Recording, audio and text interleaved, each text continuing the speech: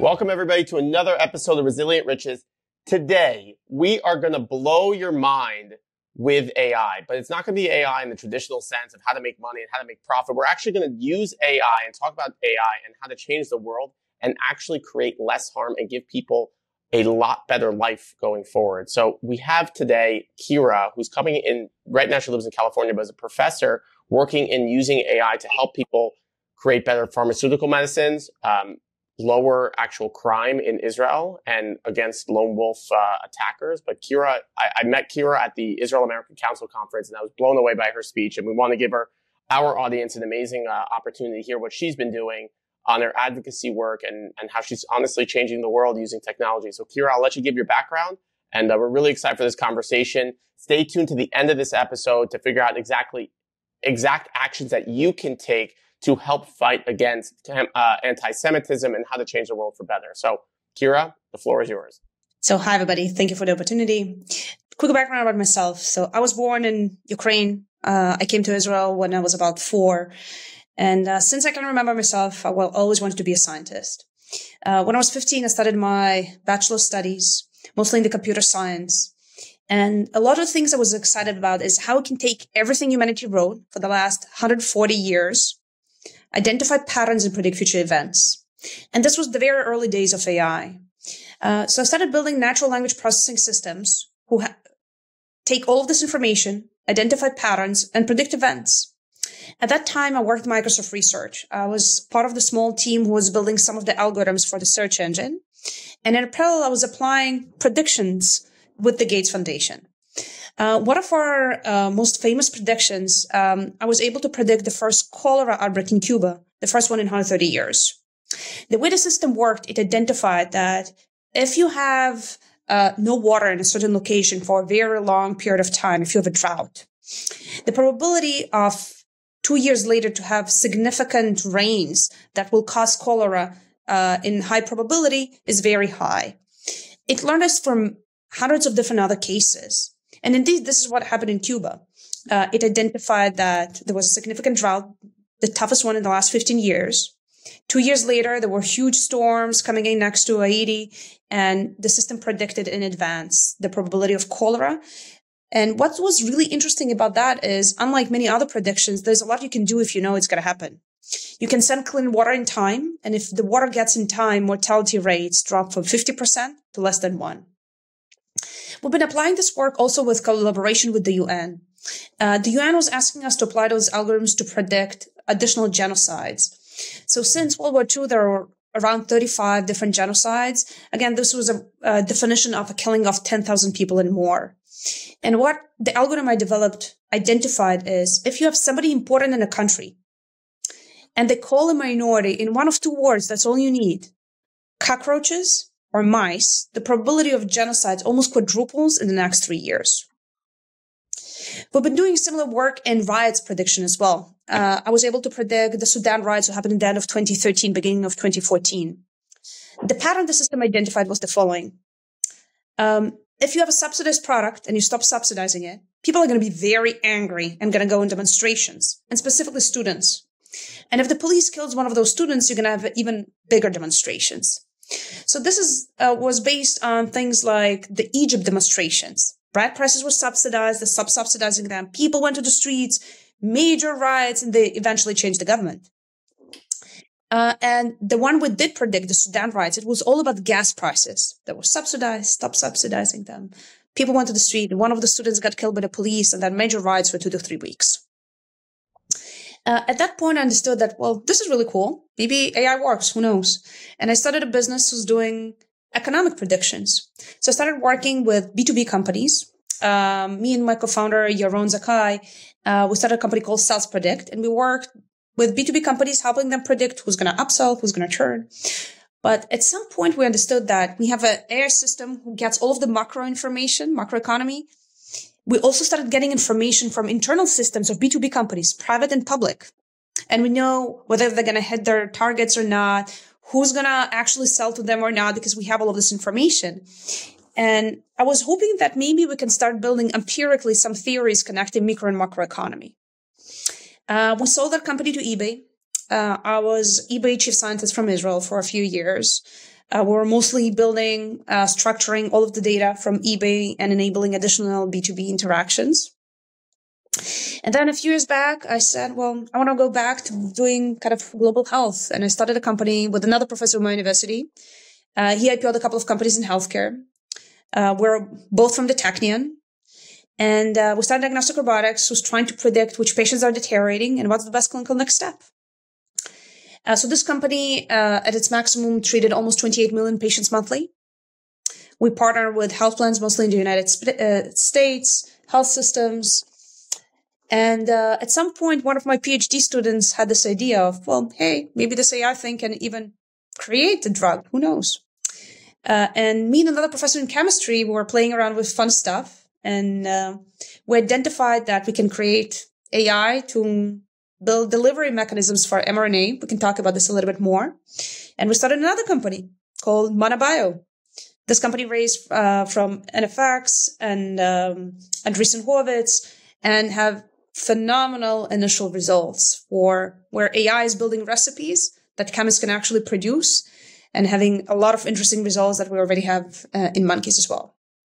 And Yair, my latest one is, well, with all of the demonstrations happening in the academic front, and people starting to see more and more anti-Semitism, how can we create an effect of consequences for those actions? And one of the systems we started developing with my PhD students is how can we monitor the entire social media, identify anti-Semitic events, report them to the social media, but also building reporting for future employers who want to be compliant with everything that they're reporting and making sure there's no workforce harassments. So that was a very long who am I. Yeah, I was hoping for 2 minutes, but then I realized you're way smarter than me, so I had to let you keep going. And I can concur you as well. Yeah, I mean, it's actually very fascinating. I was actually many years ago, I was in I was very into economics, and one of them was economic forecasting. There was a professor there, Roy Zohar, that was like a phenomenal PhD in forecasting, and it was very similar to that. You know, you're trying to forecast. It was a bit more of on the macro level, but it's really incredible the success that you've been able to have with this type of forecasting, and this sounds like it's just going to increase. I mean, some of the, I mean, I like science fiction. It sounds like science fiction. Yeah, it's amazing. So Kira, can you tell us a little bit about this lone wolf phenomenon that you found in Israel, so we can give a little context on how you can actually use and apply AI to actually saving lives on both sides, the attacker and the person that's the victim of the attack? So many years ago, I was about to go on maternity leave, and I was approached by a very visionary officer in the IDF. And he told me the following interesting problem is the intelligence, the way it works, should change completely. If before one army would build intelligence with another army, the way they would do, you'll try to monitor the head of that army. If you can do that, you monitor the people who are commanding underneath them. You can do that. You do the ones who are underneath them. But it's all very small data problem. In other words, a few people can listen to a few people, and only one person is making the decision. And in 2016, the world was starting to change. Some people wake up in the morning, they don't know they're going to be terrorists in 3 hours, and in 3 hours, they're going to go and try to stab a soldier, a civilian, and perform crime. And it just started happening in hundreds in Israel all of a sudden. And a lot of hypotheses started happening. Is this the social media impacting those people? Like, what's going on? Why would somebody wake up one day and just decide to go and kill somebody else? Why would you do that? And he was asking, can we take all of the data that are publicly and not publicly available and build insights into why would somebody become a lonely wolf attacker? Okay, Kira, can you explain? I'll explain. A lonely wolf attacker is a lone wolf is a not affiliated to any organization, not affiliated to any terrorist organization, just a single person that says, you know what, I'm going to go and attack somebody. It's similar to shootings in the U.S. It's not like they're part of some organization. They go into one person goes into a school, starts shooting. So just to give that context. And that's similar to what we had with Trump. I mean, that one 21-year-old, he was supposedly not affiliated with anything. He just decided whatever. Exactly. And the problem we cannot solve it today because you cannot monitor 300 million people and see if they're talking about terrorism or they're depressed. And we didn't even know what to look for. And in Israel at that time, there were hundreds of those attacks, and they had all of the information about them. And we started building AI systems. So again, my PhD students kind of went back to the army, and we started building a team inside the army whose job was to actually try to solve that. And we identified a few patterns. That work received the Israeli Security Award, and additionally, it got the lone wolf attacks to almost zero. I wouldn't say this specific work on its own, but there was a lot of consequences to this type of work that together got to this amazing outcome of zero. So one of the patterns that was identified and published was that, strangely, there was a subsegment of pregnant women who are becoming lonely wolf attackers. You would say this is the most uncommon profile that you could imagine, right?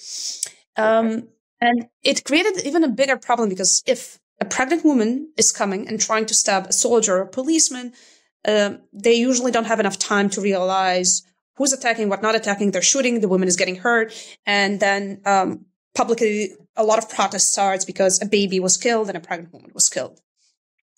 And we identified the reason for their attack. So it turned out that most of those women had outside of marriage relationships. And in the Islamic environment, if a woman has an outside of marriage relationship and they found out about this, eventually they're going to kill her. And the hypothesis the AI identified was might be that those women are doing this in order, one, to escape killing of their own family and try to go into Israeli jail in order to be protected, or they understand they have no other choice. They're going to die. Better to die more than to die nothing. So one of the actions that was done is identifying those women in advance and creating women's shelters to prevent them from getting to a point where they're in such despair that they actually go and try to stab somebody to actually find some form of a shelter. And this is just a very interesting and surprising example, but there's hundreds of others. And it turns out that many times it's depression that's driving you. Many times, and it also aligns with the times that we've seen some of those attacks in the economic environment. But depressed people try to find other reasons to be worshipped by others. And there is very distinct patterns of identifying behavioral health problems online that are very easy to identify if we had, let's say, hundreds of millions of psychiatrists watching every social media person, but we don't. And this is where the AI scales very well. It will not do it as well as a psychologist or a psychiatrist, although these days, I don't know anymore because the developments were really strong lately. But even today, the ability to identify depressed or suicide attempts online are much stronger. So you can use those, one, to save those people, but also to prevent what we've been seeing, like those mass shootings. David, what you mentioned about the shooting of Trump, probably those events, and I'm not an expert in what specifically happened with Trump, but probably patterns on the social media were already available. So maybe you could just explain a little bit, like, how does that work actually? Like, what is it? AI is like a smart search engine? Is that what we're talking about? Like, how does that happen? I'll give you an example from a work we've done with more on the police side, which I can talk a little bit more about the type of information. So this was a small pilot. We received data about historical crimes, mostly property crimes. Somebody broke somebody. Somebody stole something. And the police was asking, can we predict those property crimes before they happen? The way they were trying to prevent this is they had enough information knowing that if a police car drives around a certain area, it's going to scare people like the criminals. And they wanted to change the directions in which the police cars are driving. The places where there's a lot of property crime, they already knew. Where there's no property crime, they already knew. They were asking about everything in the middle. Can AI help them prioritize their driving paths every month? And what we did, we took all of the information about those locations, and I'm talking about racial information, average income, social determinants of health of the people who are living there, and all of the Twitter firehose, like what people are talking about in those locations. And it's a statistical game. So what we do, we build, most machine learning models think about them as a black box who just goes through all possible patterns in a smart way. I wouldn't say all, but in a smart way goes through a lot of patterns and statistically tests if there's statistical significance in where property crimes happen versus not. Okay. So one of the patterns it identified was the following. If it is good weather, okay, turns out criminals don't like doing crime when it's too cold or when it's too hot, right? Sure. Probably because people, fair weather criminals. The protesters also, they don't come when it's raining. I'm just kidding. I think people staying more at home and nobody wants to do crime when somebody's at home, right? But when it's good weather, okay, and it turns out if there is a report of an abandoned car or an abandoned building in that area, like people are complaining about that on Twitter, there's higher probability of crimes happening in those locations, which, by the way, makes sense, right? They feel those places, nobody's going to visit, nobody's going to check. If everything is abandoned, there's high probability they're going to be able to come in. So how did the system identify this? It just went through all of this data, went through all combinations of weather reports. It just looks at those words, and then when it identifies something statistically significant, it just alerts about this. Right. So it's as simple as that. Of course, there's a lot of depth because you cannot just go through all possible combinations. There's some guidance around it, but it's just checking statistical significance eventually. How does AI make it easier to do that? Just because it's a smarter search engine? Is that what we're talking about? Otherwise, you could just do a statistical search, like we've had for years and years and years. But AI is now opening these doors. I'm not sure. Like search is more like information retrieval. It's like giving existing knowledge, retrieving it. Here, it's creating knowledge. Okay. And the difference is if you had infinite amount of time, you would go through all combination of words and weather and income, right? You just don't have infinite amount of time, right? Just saying. Maybe you do. But the biggest difference is that it automates that. It just goes through some of those combinations and applies significance testing. Again, I'm oversimplifying because if you'll try to even explain how large language models work today, what do? All they do is look at a bunch of words and predict what's the word with the highest probability to appear next based on all of the stuff we wrote online. And we wrote a lot of stuff. And you would say, like, how would something that just predicts the next word based on previous words can be intelligent? Like, it doesn't make sense. There was a movie, I think, with Tom Cruise that they arrested criminals before they committed the crime. It was Minority Report. Yep, Minority Report. Yeah. Yes. We were inspired by that movie, although we were building the stuff for the police and the army. But here think about how simple it is, predicting the next word. But it turns out that more lately, I think it was somebody in Microsoft Research, they were doing actually IQ testing. So there's I think 89, somebody decided what's the best way of testing if something is intelligent. And they went through intelligence testing to those algorithms, so just predicting the next word. And it turned out it passed a lot of them. Again, there's still differences in things like planning, which is not doing really well. But there's a lot of academic focus on improving that as well. I would say the Turing test is many years ago, we said we're going to do a test. A human can talk to an AI, a human can talk to a human. And if it cannot identify who's the human and who's the AI, we pass the Turing test. And it was always kind of something we will never achieve in AI. We always talked about passing the Turing test as something is almost impossible. And here you go, we passed it. But if you ask David, like, what does it do? Nothing, right? It just predicts the next word, right? It just goes through all patterns and tests. Remember, before you want to give over complete control of the planet to the AI intelligence, just don't switch that button on. Just remember. But let's talk about that. Yeah. Let's talk about that. That's a good transition. My dad loves fantasy science fiction. That's his style. But of course, the whole fear of everybody is that AI is going to take over the world and create Terminator. So, and I've heard so many people like yourself. They say, "Oh, that's not going to happen. That's just a movie. But you know what? That's what they said in the movie too." You were inspired by Minority Report. Maybe the AI is inspired by Terminator. I would say AI is already controlling many of the things that we're doing for many, many, many years. I think at this point, we just started seeing more advanced versions of it because algorithmically, I don't see huge changes in the algorithmic design of what we were doing since the 60s.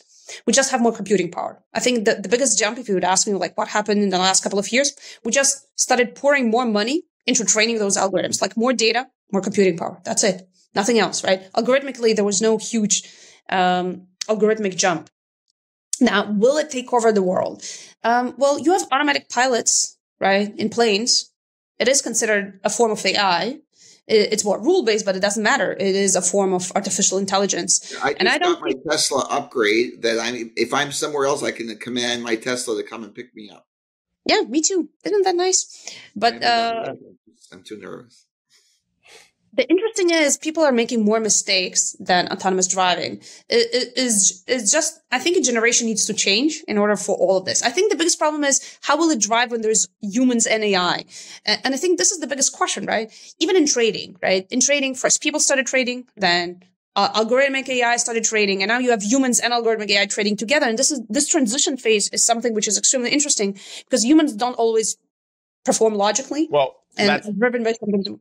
It's a great line that we say to our clients all the time. Investments perform, investors don't. So if you just let your investment do what your investment is doing, then it will actually do much better. But if you start trading and messing around with it and touching these AI systems, the average performance is 3.9% less a year if you mess with it. It's the emotions. The emotions come into play that throw you off track. Well, sometimes predicting somebody else's emotions and acting accordingly, that's maybe what some AI algorithms can be doing. If you would have asked me, let's say 5 years ago, what would have happened with AI and taking over the world, I would quote something I heard Andrew Ng say. He said, well, it's like talking about overpopulation on Mars. Eventually we'll get to Mars. Eventually we will overpopulate. It's just too early to worry about that. And I do think we're still not exactly in those directions, right? It's not, it's like your autopilot in a plane is not designed to kill you, and you don't never worry about that. Why would you worry about a system that predicts the next word trying to kill you? Nevertheless, I do want to talk about the real risks that I see for tomorrow. Again, it's very hard to predict what's going to happen in 10 years with the phase of developments. And the developments are super quick these days. Like every day we break something else that we never thought that was even possible yesterday. But in the next 5 years, I start seeing more and more of those generative AI systems being used as almost weapons. And I think countries cannot allow themselves to not have that weapon anymore. In this race, it's mostly United States versus China right now. You do see a lot of advances coming in from France, and other countries should definitely take it seriously. And though you would say, why would a generative AI system who just creates taxes even consider a weapon? But what it does, it creates public opinion. And when you start creating wrong information and influencing people, and we go back to emotions, you can influence what they do, what they vote, okay, and how they will act. And I think this is a much stronger weapon than many others we experienced before. And it's a complementary weapon to what we've ever seen before as well. Even you see this right now in the war between Israel and Gaza. One of the strongest weapons being used by one of the sides, from the Palestinian side, is the PR war. And Israel has historically never been really good in anything to do with public relations. It's not their strongest side. It's a country with a lot of engineers who are building systems. Very low on the marketing and sales sides, I would say. We see this across most companies. This is why Israeli companies are usually split, where the go-to-market teams are in the United States, because this is where the market is, and the engineering always stays in Israel. And we see this the same thing in how you handle wars. The same thing you see with Ukraine and Russia. The amount of disinformation who's coming in from this war to impact public opinion is considered yet another system of war. So you can actually get weapons and negotiate weapons from other countries, and how the public opinion is supporting them with additional funds. So what you're saying, just to clarify, so what you're saying is that by using AI to manipulate the behaviors and manipulate misinformation, the votes can actually change something, which can allow for more weapons, which can change policy, which can manipulate really who wins and who loses a war. We know that already, Yair. I mean, the Hamas and their and like you're saying, Kiro, the PR, we know that. We've had other guests on that have talked about this. Why isn't Israel at the forefront of PR? You know, we know Iran has been pouring billions of dollars over years for it, and it's changed the perception here. I have a client friend of mine. He's in England, not Jewish person. After October 8th, we're talking. He says, "Oh, it's so terrible. You know, if the sympathies will be with Israel." I said, well, let's see what happens in 2-3 weeks. He says, what do you mean? He says, let's just see what happens. And we know what happened. You know, all of a sudden they stopped talking about the hostages. All of a sudden it's a genocide. You know, that PR war. And I just want to make also to see if you read the Isaac Asimov Foundation books, because that's the same idea. Large amounts of population where you can predict where people are going to go. Yeah. Yair never read those books. That's why I have you bringing it to light on the podcast. Thank God. So moving the conversation we understand that there's problems. We understand that AI is able to manipulate. What is the next phase for businesses, and how do businesses keep up with the AI technology? I mean, for us, we don't really feel it because we're in such a personal business, and we use AI a lot to help with our clients, but we're in such a personal business, so we don't really feel attacked as much. That could change, who knows? But how are traditional businesses able to compete? How is the virtual assistant business able to compete with AI when that's going to take it away? There's going to be all these jobs are going to be turned into AI. What about the copywriting here? We had a copywriter ourselves that we were using. He was a little slow, and he's gone now. We don't need him anymore. Correct. We saved tens of thousands of dollars. We got ChatGPT, and they do it. It's a much better job, and it's like in 2 minutes. Yeah. So Kira, what is the next stage for businesses? So let's touch on the second thing of why I think countries should go into the AI race, where you shouldn't just leave it for like shooting for the moon, like everybody's racing for the space. Now everybody's racing for AI. As you mentioned, it's automation of work, and it's going to influence the economy in each country. And yes, many works will be automated. And we started seeing this, especially in the marketing, content editing.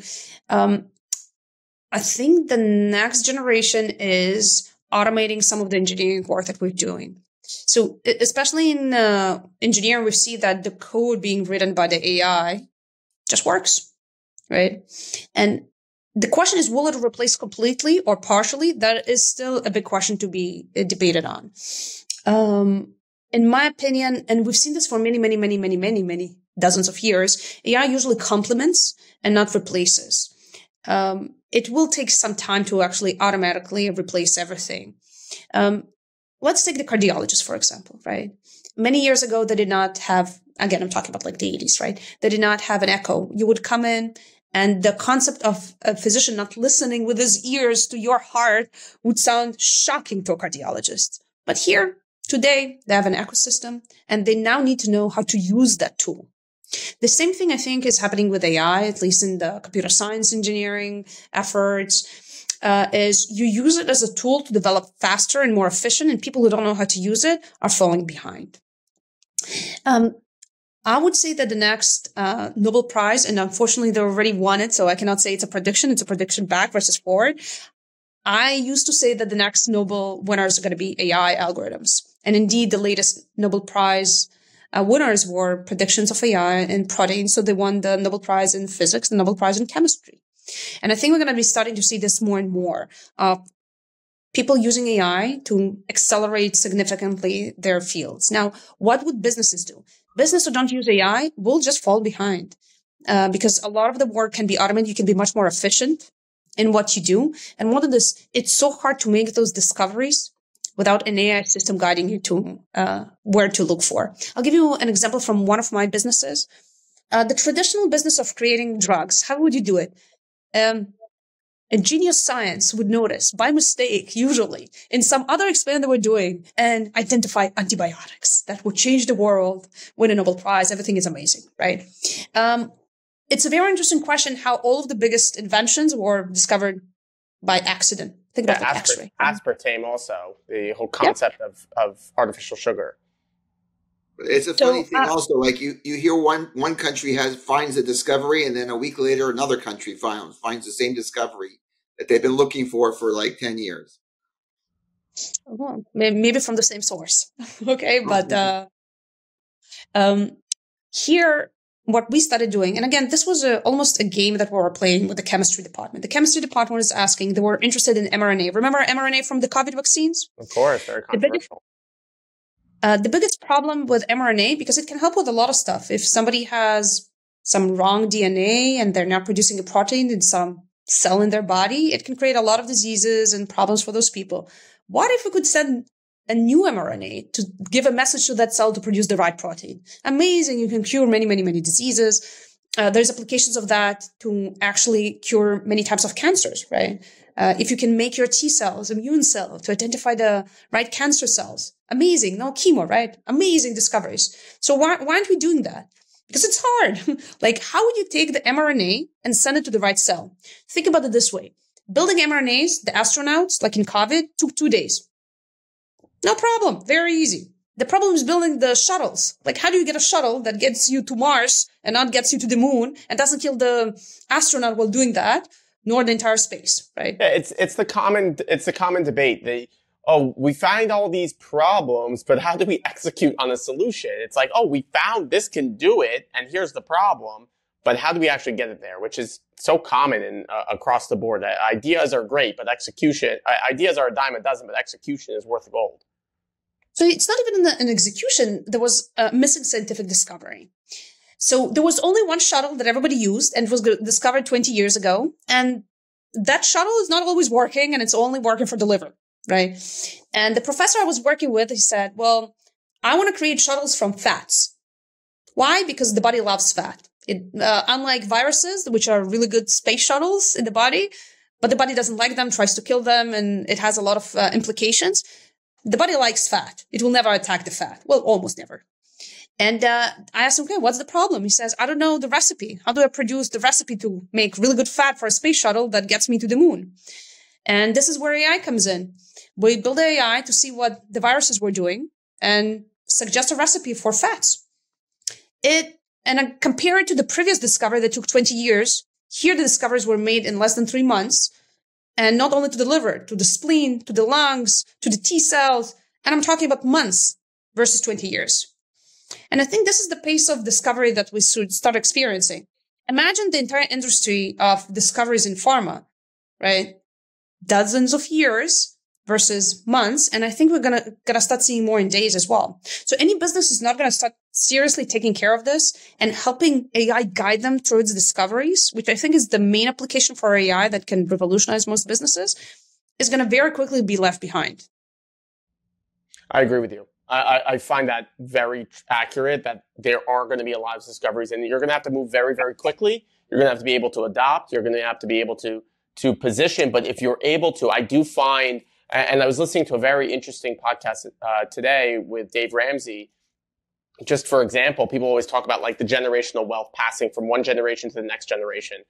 Of millionaires in the U.S., only 21% of the millionaires in the U.S. are actually generational wealth millionaires, meaning that they inherited money. 79% are actually people who came from middle class and made a lot of money and became millionaires. So it's giving, and I view this so similar to what you're saying. If you are able to embrace what is happening, you are able to grow past your station. You're able to be a lot more successful than you were before, but you have to be able to be cutting edge, and you're actually able to move up and down, up this socioeconomic ladder by embracing these technologies. I find it super. Well, that's what Kira was saying. Kira's saying that the ones that can't adopt, and it's true. I mean, the horse and buggy vendor in the United States years ago, he says that those dang motorized cars, they'll never work, and they're replaced. So it's the same thing. I mean, you guys don't remember the fax machine was amazing. I mean, it was like a revolution in technology. The fax machine, I can get a fax from across the country, from across the world. It's amazing. Where's the fax machine today? Nowhere. In healthcare. It's the main source. Healthcare, that's true. But you email the fax. You can email the fax over. You're never actually putting it through it anymore. We have that fax app. You have a fax app. You don't even have the fax machine. I grew up in Canada, so my brother still lives in Ottawa. There's a museum in Ottawa where, they have all these old things in there. They don't even know what they are. What's that? A typewriter? A rotary phone? I see a phone booth somewhere. These kids, the kids don't even know what half of these things are. You're talking to two kids. You're trying to bring Kira to your camp. Kira's in my camp right now. Just FYI. Yeah, I don't know. I'm sure she knows what a rotary phone is. That's because she AI'd it somehow. So Kira, how are people, let's talk about money for a second.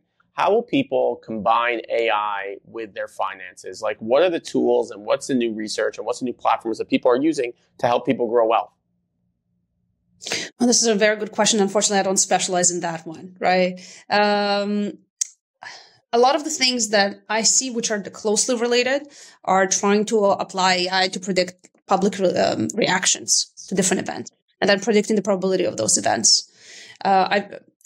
But those were done in algo trading for many, many, many years, trying to predict news events, and based on those, trying to do commodity trading, for example.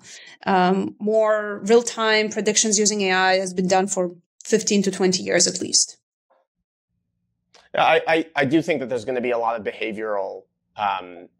I think AI is going to come in and try to work on budgeting. I think that there's going to be AI. I know people who are actually working on that and trying to manipulate budgeting and going into like, okay, here is your budget. Here is where you can break it down. Here are different options. Like I do find that's going to be a big thing. So for example, it's like cars, which is one of the largest expenses in the US. People spend so much money on their cars and so much money on trips. So it's like, okay, well, AI can come in, look at the cars and go, well, if you do A, B, C, X, Y, and Z, move the car to here, move the car to there, all of a sudden you can do a lot better and you can save money. So I think budgeting is going to be used for AI. I'm inspiring you to build that technique. But I know people that are working on it, but I don't think they're going to be at the level that you're talking about. You've had this incredible career so far, and you look like you're 26 years old. But you've had these moments in your life that allow you. What'd you say, Dad? How old are you? Here, you never ask a woman her age. Unless you AI. That's okay. I'm 38. You can look it up on Wikipedia as well. Okay, fine. So everybody can look it up on AI Wikipedia. But yes. So Kira, you've had this such a youthful career and such an amazing career, but you've had these moments in your life that are so powerful that must have allowed you to push back and solve problems, because you've always said you want to be a scientist. It's a very personal question, but what would be a defining moment in your life that allowed you to be so successful and allowed you to constantly push past what everybody else thought was possible and going into the impossible? I'll tell you the advice I tell my PhD students usually, right? You know, entrepreneurship is just jumping off a cliff and building the parachute while you're falling, right? Because you'll be surprised how quickly you build your parachute when you have no other choice. I think the biggest problem I see with most people is the fact that they don't jump off the cliff, because they don't put themselves in a situation when they have no other choice. What I've been trying to do, sometimes on purpose, is just jump off a cliff and then say, well, now I have no other choice, but I've got to survive this and do it in a really good way. It's all about creating those sometimes even artificial events that make you understand that you have no other choice but to be successful. When I mentor somebody, I sometimes push them off the cliff as well, or like help them jump off the cliff. Right. So from a situation perspective, you know, like science, it's failing time after time again until something works. I think it's being able to imagine and having enough experience that to know that similar stuff failed so many times before they were successful, and having the patience before they're successful. I couldn't tell you one event that I was like, oh my God, after this event, I understood that we can make this happen. But I think one of the first discoveries from our system actually started happening, like the cholera outbreak in Cuba, the riots we predicted, and it took years. We predicted something that was going to happen in a year and a half, and we just needed to wait. And I know a year and a half in, humanitarian timeline, that's not a lot. But for a PhD student who needs to publish their papers, that's a lot. And I think this was one of the main discoveries that we made. Is like, oh my God, it's actually working. You can actually make this. Cholera is breaking out over there. People are dying. Kira's cheering. Well, no, we knew it's going to happen. We said clean water in time. It's not like we were wishing for bad events to happen, but I think when we realized them and we had an ability to impact them, to make them more mild, that was kind of the changing moment for me. Of course. That's amazing. So, Kira, how can people find you? How can people get connected with you? How can people get in touch with you? Tell us. And then also, I promised our listeners, how can people also take action steps to, one, improve their lives, help combat anti-Semitism? So 4 questions. I'm pretty sure you can handle it.